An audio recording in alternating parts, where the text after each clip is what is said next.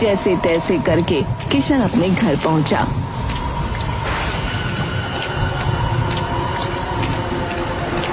आप आ गए। हमने मिट्टी से हमारे इस कच्चे मकान को कम से कम थोड़ा तो ऊंचा कर दिया ताकि पानी अंदर ना जाए, लेकिन कीड़े मकोड़े तो अभी भी नहीं रुक रहे। भाग्यवान, मैं तुमसे वादा करता हूँ हमारा आने वाला बच्चा इस घर में नहीं आएगा। उससे पहले ही मैं गांव में एक घर ले लूंगा। मैंने कुछ लोगों से बात की है, वो हमारी सहायता करेंगे।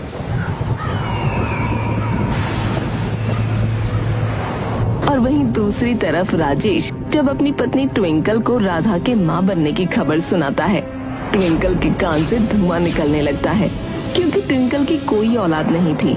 डॉक्टर ने कह दिया था कि वो कभी माँ नहीं बन सकती। तो क्या ये सब सुन के आपके मन में प्यारे भाई के लिए प्यार उमड़ पड़ा? कल तक तो बस वही था, अब उसका बेटा भी आ जाएगा नाक में दम करने के लिए। अरे तो तुम इतनी चिंता क्यों कर रही हो भाग्यवान? अरे कम से कम किसी के घर में तो खुशियां आ रही हैं। थोड़ी तो इंसानियत दिखाओ भाई। वो बेचारे पहाड़ी वाले कच्चे घर में रहते हैं, ऊपर से बरसात रुकने का नाम नहीं ले रही। उनकी देखभाल के लिए भी कोई नहीं है। तो चले जाइए ना उसकी देखभाल के लिए। भूल गए क्या कि वो कैसे हवेली पर कब्जा करने को तैयार था? वो तो मैं ना होती तो तुम्हें वो कच्चा घर मिलता। अरे बार बार ऐसी बातें बोलना बंद करो, हैं? तुमसे तो बात करना ही बेकार है? राजेश वहाँ से चला गया, लेकिन ट्विंकल के मन में गुस्से की भावना तेज हो रही थी। अगले दिन वो राधा के घर जाने का फैसला करती है।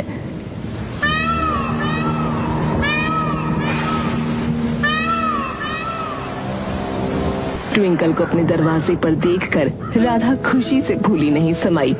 दीदी आप यहाँ आइए, आइए अंदर आइए। कैसे आना हुआ दीदी? पहले से बहुत सुंदर लग रही हो आप। तुम्हारे भैया ने बताया मुझे कि तुम माँ बनने वाली हो।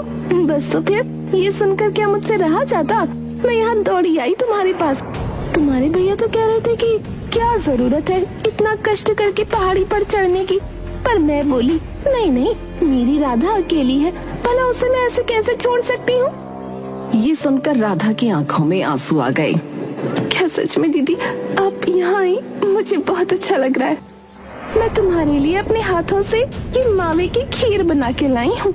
ऐसे समय में इसे खाना बहुत अच्छा होता है। ये खाने में थोड़ी सी कड़वी होती है, पर मैं वापस जाऊँ तो कहीं मेरे पीछे से खाना मत भूल जाना। तुम भूल जाओगी तो मैं अपने हाथों से ही खिला देती हूँ। ट्विंकल ने अपने हाथों से राधा को खीर खिलाई, लेकिन ऐसे समय में उल्टी आना बहुत सामान्य बात थी। खीर खाते ही राधा को उल्टी आने लगी। कुछ भी मेरे पेट में नहीं जा पाता, जो भी खाती हूँ उल्टी हो जाती है। आप इसे रख दीजिए दीदी, मैं थोड़ी देर बाद खा लूंगी। मैं आपके लिए चाय बनाती हूँ। हाँ? अरे नहीं नहीं, इसकी कोई जरूरत नहीं। तुम्हारे भैया के आने का समय हो गया है, मैं जा रही हूँ। अपना ध्यान रखना, दोबारा मिलने फिर आऊंगी। ऐसा कहकर ट्विंकल वहाँ से चली गई। राधा खुशी से फूली नहीं समा रही थी।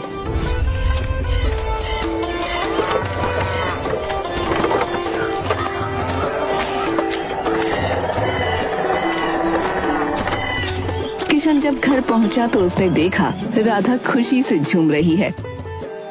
अरे क्या बात है, आज तुम बहुत ज्यादा खुश लग रही हो। तुम्हें बताऊंगी ना तो तुम भी खुशी से झूमने लगोगे। दीदी आई थी हमसे मिलने के लिए और खीर भी देकर गई हैं, ताकि मेरा बच्चा स्वस्थ रहे। है? खीर? कौन सी खीर भाई, कैसी खीर? अब कहीं तुमने वो खाई तो नहीं ना? लाओ मुझे दिखाओ जरा। राधा किशन को खीर दिखाती है। किशन फौरन बाहर गया।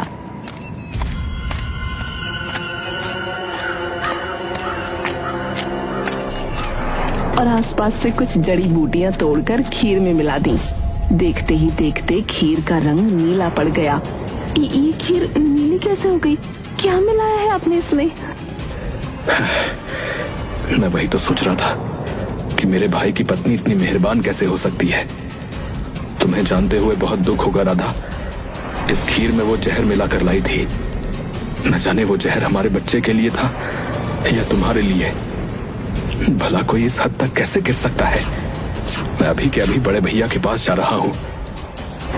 नहीं नहीं, आप उनके पास मत जाइए, बहुत बड़ा बवाल हो जाएगा। मुझे मुझे तो लगा कि दीदी को शायद बच्चे की बात सुनकर हमारे पुराने दिन वापस याद आ गए होंगे, लेकिन मुझे क्या पता था वो तो इसे खत्म करने आई थी। राधा रोने लगी। किशन उसे समझा रहा था। वहीं दूसरी तरफ ट्विंकल को लग रहा था कि अब राधा का काम तमाम हो चुका है। वो अपने घर की कुर्सी पर बैठकर आराम से टीवी देख रही थी, लेकिन कुछ ही पलों में लाइट चली गई और राजेश भी हड़बड़ी में घर में दाखिल हुआ। अरे अरे तुम यहाँ आराम से बैठी हो, टीवी देख रही हो, हैं? गांव में गजब हो रहा है। नदी का पानी अब बाहर आने लगा है।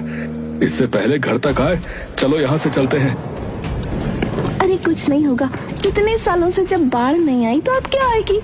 बारिश की वजह से लाइट चली गई होगी, आप आराम से धीरज रखिए। अरे मैंने कहा ना जल्दी से सामान बांधो। अरे सुनाई नहीं दे रहा है क्या तुम्हें, हैं? कि इतने में ही गांव वालों के चिल्लाने की आवाजें आने लगी। ये सुनकर ट्विंकल फौरन उठी और जरूरी सामान बांधने लगी, लेकिन उस जरूरी सामान में भी ट्विंकल ने सिर्फ पैसे ही बांधे थे। वो दोनों फौरन घर से निकल पड़े।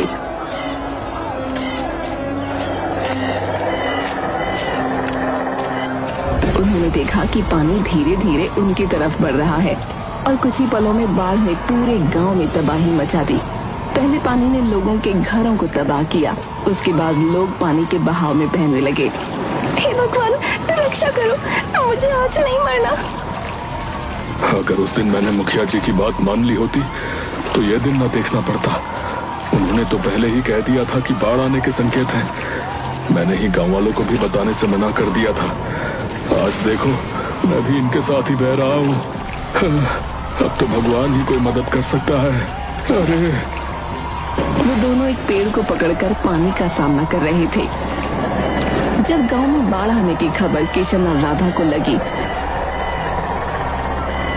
जी सारे पक्षी शोर मचा रहे हैं, गांव में जाकर देखिए ना क्या हो रहा है। दाई माँ बता रही थी कि गांव में बाढ़ आने के संकेत हैं, लेकिन मुखिया जी और राजेश भाई साहब ने दिलासा देकर गांव से न जाने दिया किसी को। देखिए ना जरा, कहीं कोई अनहोनी तो नहीं हो रही। भाग्यवान, मैं उनकी मदद करने बिल्कुल नहीं जाऊंगा।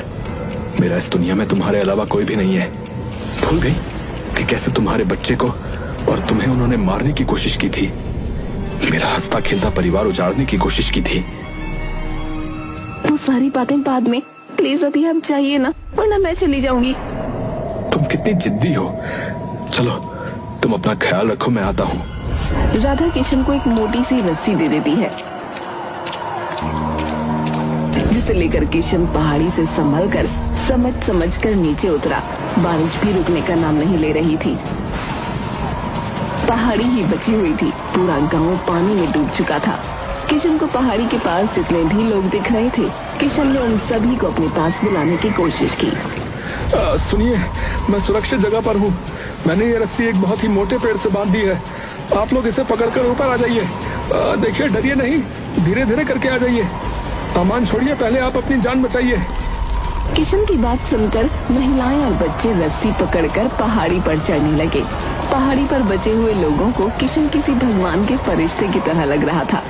ट्विंकल ने जब देखा ढेर सारे लोग पहाड़ी की तरफ जा रहे हैं, वो अपने पति से बोल पड़ी, जी सुनिए ना, अभी कोई मदद नहीं आई है। लोग ना पहाड़ी की तरफ जा रहे हैं, हम भी कैसे भी करके पहाड़ी पर पहुंचते हैं, वहाँ तक पानी नहीं जा सकता। पानी का बहाव इतना था कि पेड़ को छोड़ पाना नामुमकिन था। वो लोग फंसे रहे। भाग्यवान लग रहा है, अब मुझ में इस पेड़ को पकड़ने की शक्ति नहीं बची। कुछ ही पलों में ये पेड़ भी बह जाएगा। ये हमारा आखिरी समय है। कि इतने में ही उन्हें एक तेज आवाज सुनाई दी। आवाज किशन की थी, जो एक रस्सी में पत्थर बांधकर अपने भाई और भाभी की तरफ फेंक रहा था। भैया, मैं आपके पास ये रस्सी फेंक रहा हूँ, इसे जोर से पकड़कर मेरे पास आइए। राजेश और ट्विंकल ने जरा भी देर नहीं की। उन दोनों ने वो रस्सी पकड़ ली, लेकिन पानी के बहाव की वजह से वो आगे नहीं बढ़ पा रहे थे। किशन अपनी पूरी ताकत से वो रस्सी खींचता है और जैसे तैसे करके अपने भैया भाभी को पहाड़ पर सुरक्षित जगह पर ले आता है। वो लोग अपनी आंखों से गांव का खौफनाक मंजर देख रहे थे। आसमान में घनघोर काले बादल पूरे गांव में पानी पानी फैला रहे थे और सब कुछ डूबा चुके थे। अगर तुम समय पर नहीं आते तो न जाने हमारा क्या होता। अरे किशन, अरे तुम्हारा बहुत बहुत धन्यवाद भैया। अरे तुमने हम सबकी जान बचाई है। अरे आप लोग अपना ध्यान रखिए, मेरी पत्नी अकेली है, मुझे उसके पास जाना होगा। अगर आपको कोई भी बहता हुआ नजर आए तो ये रही रस्सी, उसकी मदद जरूर करना। किशन ने ट्विंकल की ओर देखा। ट्विंकल की नजरें शर्म से झुकी हुई थीं। ट्विंकल के हाथ में एक थैला था जो पैसों से भरा हुआ था, लेकिन पानी में वो सब कुछ भीग गया था। मेरे पैसे तो पानी में भीग गए। मैंने जब तुमसे कहा कि जरूरी सामान बांध लो तो तुमने खाने का नहीं बल्कि पैसे बांधे थे। मरने के बाद पैसों को अपने साथ छाती पे चिपका के लेके जाना तुम। किशन ने ये सब देखकर चुपचाप वहाँ से जाने का फैसला किया। तभी राजेश बोल पड़ा। किशन मेरे भाई, मैं तुमसे दोबारा नहीं पूछ पाया। अब क्या राधा ठीक है? आप तो उसके बारे में मत ही पूछिए भाई साहब। वो इतनी अच्छी है कि आपके वो सब करने के बाद भी उसने मुझे आपकी मदद के लिए यहाँ भेजा। समझ रहे हैं आप? मैं कुछ समझा नहीं समझे आप? पूछिए अपनी पत्नी से कि उन्होंने खीर में जहर क्यों मिलाया था।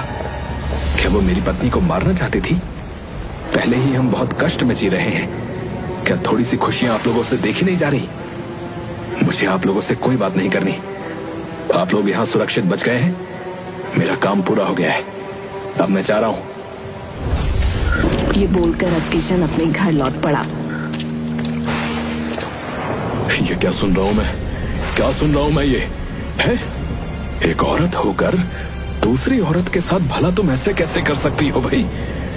शर्म आनी चाहिए तुम्हें। न जाने किस घड़ी में मैंने तुमसे शादी की थी।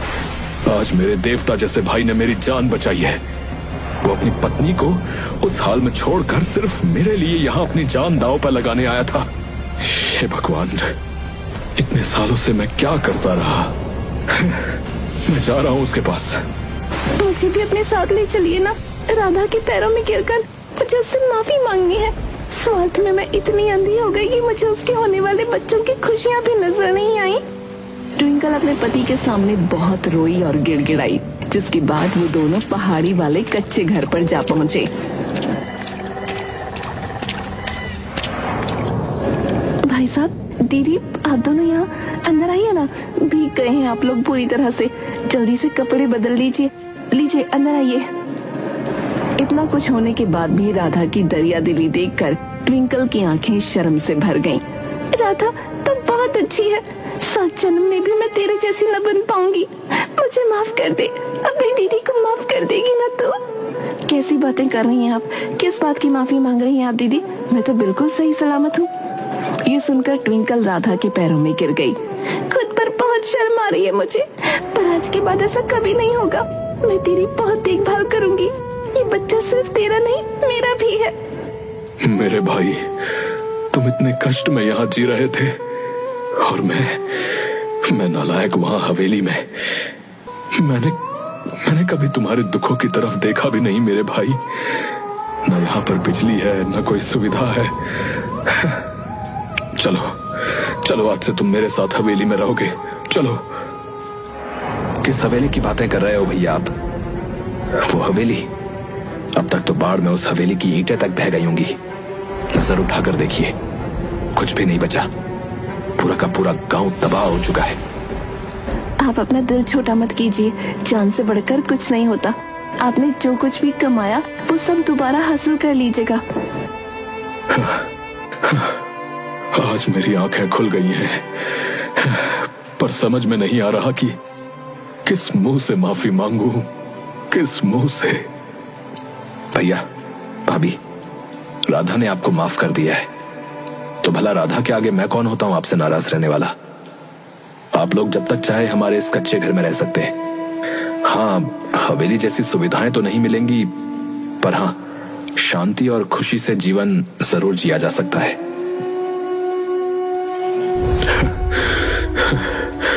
पूरी जिंदगी मैं तुझसे बस नफरत ही करता रहा रे। लेकिन तू तो देवता है, देवता। हम सब मिलकर इस छोटे से घर में रहेंगे और धीरे धीरे इस घर को बहुत सुंदर बनाएंगे। लेकिन उससे पहले पहाड़ी के रास्ते को ठीक करना होगा।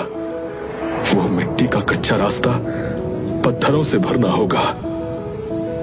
मैं कितनी जिद किया करती थी कि गांव में घर लेते हैं, लेकिन देखिए ना, हमारा पूरा परिवार तो हमारे इस छोटे से गरीब के कच्चे घर में रहने आ गया। अब ये घर स्वर्ग से कम नहीं, और उनके जीवन में खुशियां पहले की तरह लौट आईं।